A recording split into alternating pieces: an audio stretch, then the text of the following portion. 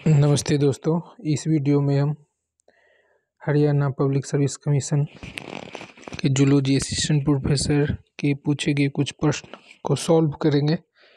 तो आइए सबसे पहला क्वेश्चन देखते हैं। 21 नंबर ये पूछ रहा है, जब हम 3 डायमेंशनल व्यू देखेंगे tRNA को तो वो कैसा दिखेगा। तो इसका राइट आंसर है आपका ये एल शेप्ड दिखेगा। 22वां क्वेश्चन है, lac operon in E coli is induced by. Lac operon induce किससे होगा। ऑप्शन में है आई gene, promoter gene, beta galactosidase और लैक्टोज। तो इसका राइट आंसर होगा लैक्टोज, क्योंकि ये लैक ओपेरॉन जब एक्सप्रेस करता है, ये मान के चलिए डीएनए एक्सप्रेस करके एमआरएनए से जब कोई प्रोटीन बनता है तो इसको प्रोटीन जीन का एक्सप्रेशन कहते हैं। तो लैक ओपेरॉन जब एक्सप्रेस करता है इकोलाई में तो ये बीटा ग्लैक्टोसाइड प्रोटीन साइडेज जो है प्रोटीन बनाता है, और वो क्या करता है लैक्टोज को तोड़ता है, और ये तभी बनता है जब लैक्टोज प्रेजेंट होता है। तो लैक्टोज कहीं ना कहीं इंड्यूस करता है लैक ओपेरॉन को। ठीक है, तो ये इसका राइट आंसर आपका हो गया डी। ठीक है ना। अब अगला क्वेश्चन है 23वां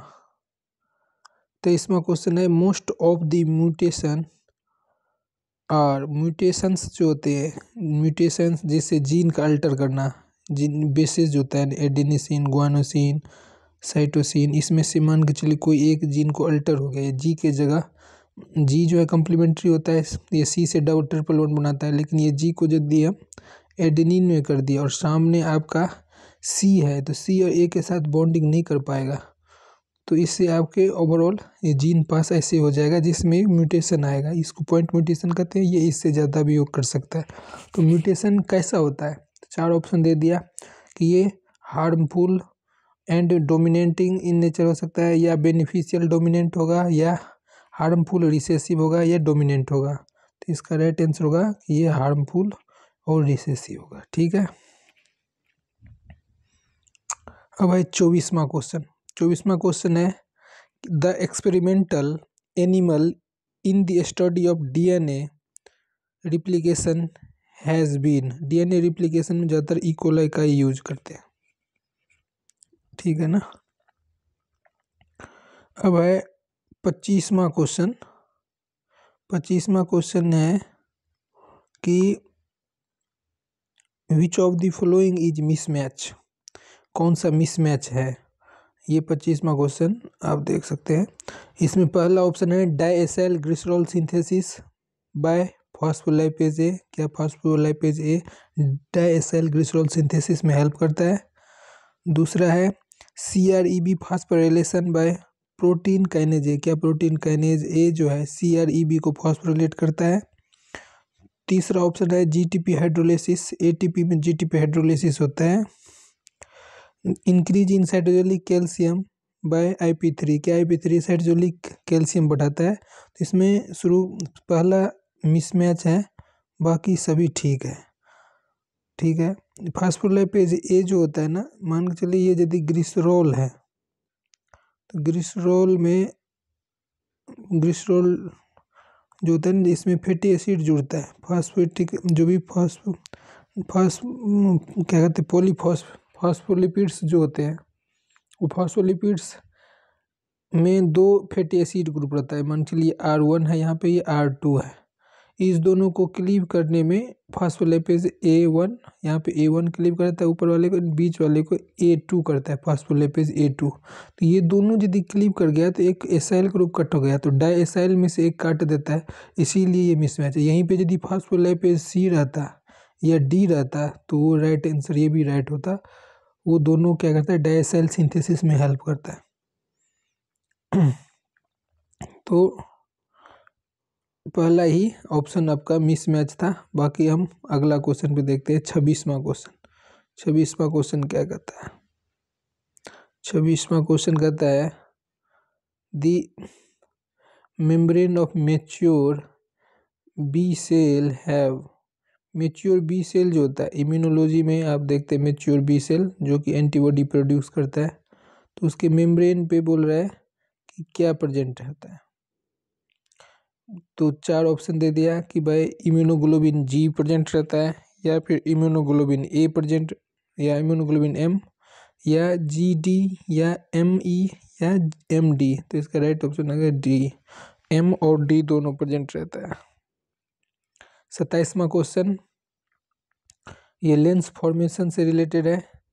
लेंस फॉर्मेशन में बोल रहा है कि require sequential event whereby the anterior neural plate signal to interior ectoderm to promote secretion of.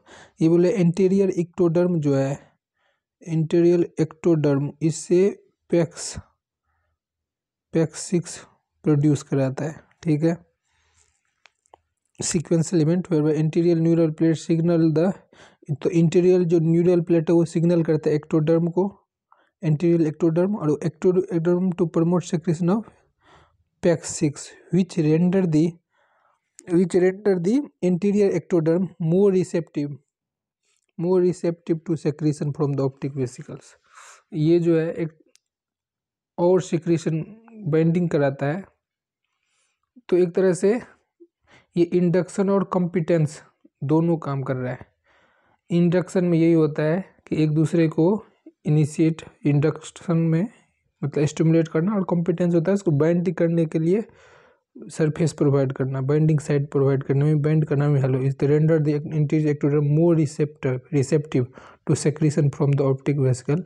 The above can be best explain by which of the following phenomena. तो इसका induction and competence होगा। ठीक है, instructive मैंने किसी को instruct कर दिया कि ये काम करना है तो वो ऑलरेडी इंस्ट्रक्टेड है। परमिसिव, ये परमिशन देता है। और एपिथेलियल मेसेनकाइमल इंटरेक्शन, ये एपिथेलियम, ये जो आपका एपिथेलियम से रिलेटेड होता है सरफेस का, लेकिन ब्लड कनेक्टिव टिश्यू ये सब बनाने में, लेकिन यहाँ पे बात जो चल रही है ये आपकी लेंस बनाने की चल रही है। तो ये डी जो ऑप्शन है वो राइट है। अब हम अगला क्वेश्चन देखेंगे।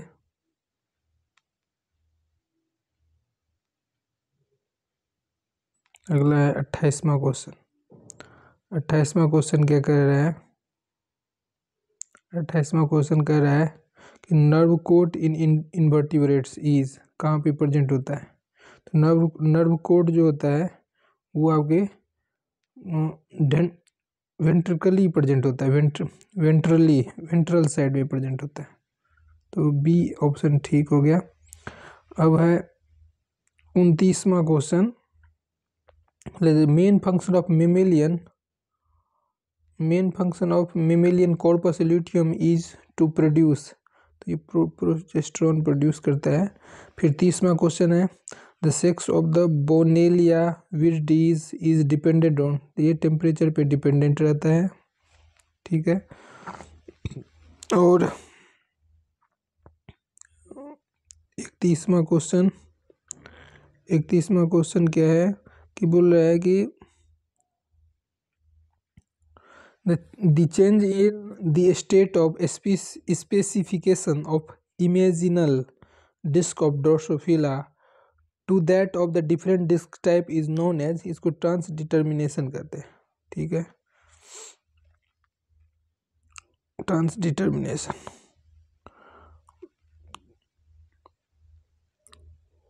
आगे पढ़ते हैं 33वां क्वेश्चन।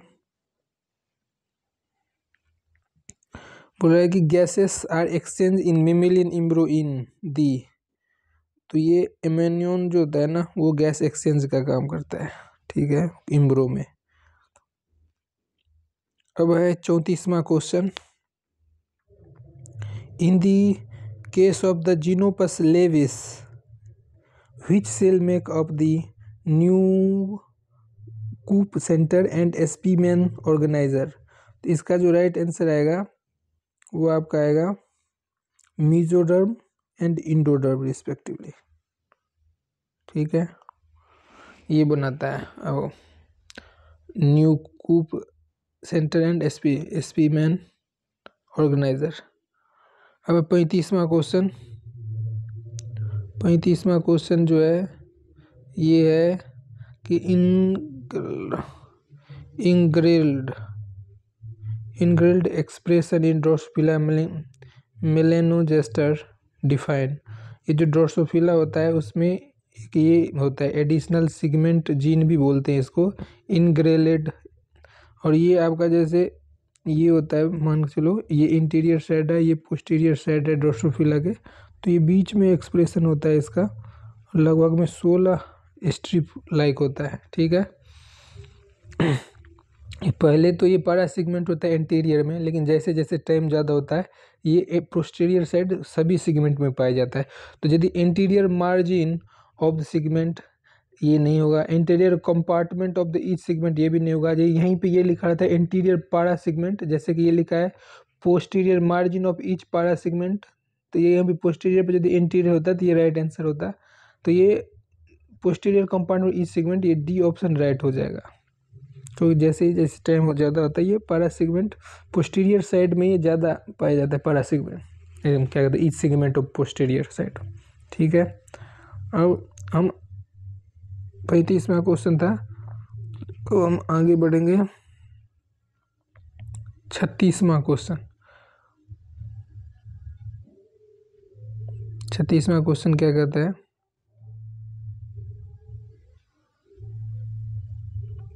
यूरिया ओरिजिनेटेड ई बाय, यूरिया को ओरिजिनेटेड करता है आपका एल्डोस्टेरोन। ठीक है, फिर in blood carbon dioxide is present in the form of, तो बाइकार्बोनेट के फॉर्म में रहता है। Skin is accessory organ of respiration in, ये फ्रॉग में एसेसरी ऑर्गन है। बोला है which of the following is regarded as a unit of nervous tissues, तो इसमें न्यूरॉन आ जाएगा। ऐसे ही 40वां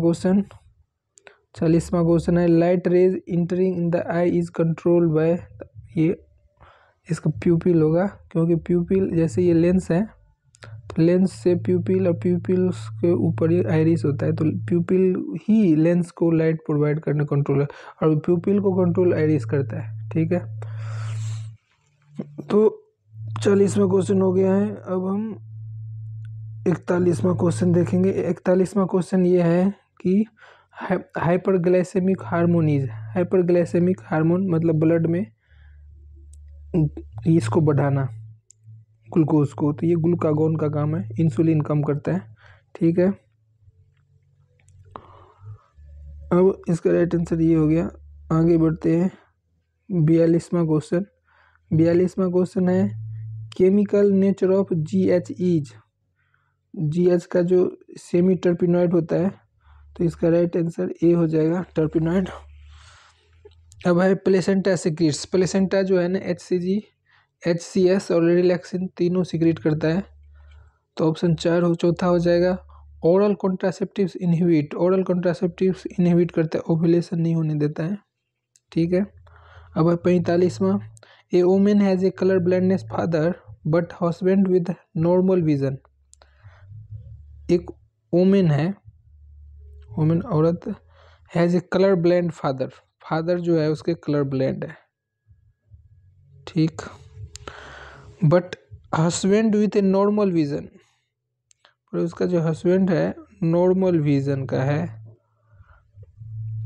what are the chance for their son and daughter to have colour blind, तो इसका मतलब ये कैरियर है, तो चांस कितना है, एक तो कैरियर, बेटी कैरियर हो गई, ये नॉर्मल बेटी हो गई, ये हो गई बेटी हुई ये, लेकिन ये कैरियर हुई।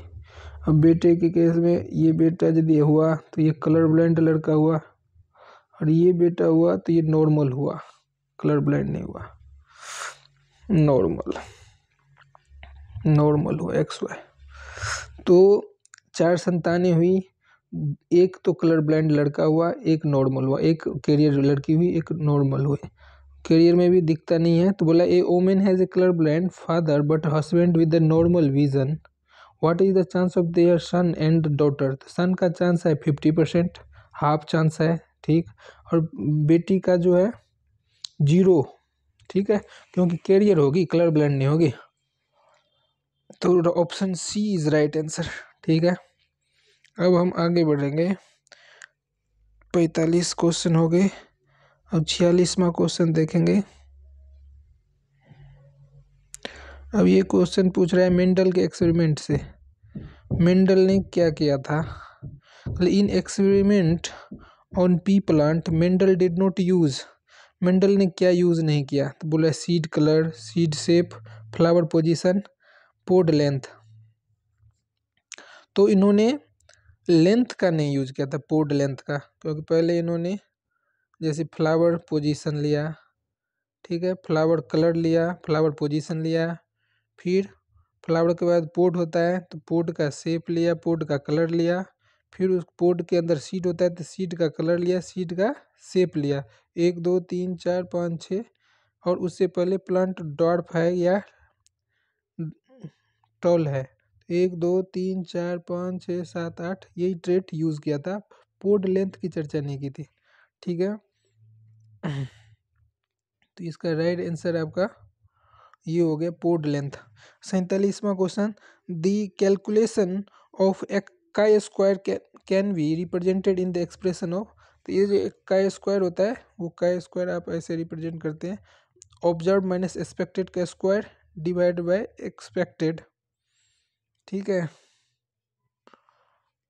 तो इसका ऑप्शन में कहीं पे इस टाइप का है नहीं, क्योंकि ये होता है ऑब्जर्व माइनस एक्सपेक्टेड का whole square divide by expected, और इधर का स्क्वायर रहता है, इस टाइप से रहता है। ये यहाँ पे ये ऑप्शन थोड़ा बहुत मिलता जुलता है।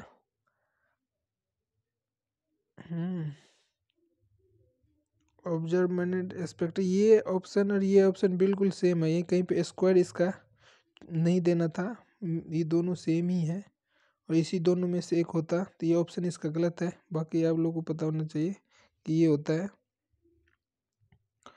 आगे बढ़ते हैं, क्वेश्चन 48वां देखते हैं। 48वां पूछ रहा है which of the following is not a heredity disease. ये देखिए क्वेश्चन नंबर 48, इसमें से कौन सा हेरिडिटी डिजीज नहीं है? पहला क्वेश्चन है कि पहला ऑप्शन है सिस्टिक फाइब्रोसिस, दूसरा है थैलेसीमिया, चौथा है कि हेमोफीलिया, तीसरा हेमोफीलिया, और चौथा है क्रेटिनिज्म। बोले हेरिडिटी डिजीज नहीं, हेरिडिटी मतलब जनरेशन टू मदर या फादर से लड़के को नहीं हो रहा है, सन को डॉटर को नहीं हो रहा है। तो इस टाइप के कौन से इनमें से बीमारी है जो जेनेटिक नहीं है? तो इसमें क्रेटिनिज्म होगा, ठीक है। ये चूंकि कैल्शियम के कमी से होता है क्रेटिनिज्म, ये पास नहीं होता, ठीक है। अब है 49वां क्वेश्चन। 49वां क्वेश्चन क्या कह रहा है? 49वां क्वेश्चन कह रहा है the distance between bacterial gene as determined from the interrupted mating experiment are measured in unit of।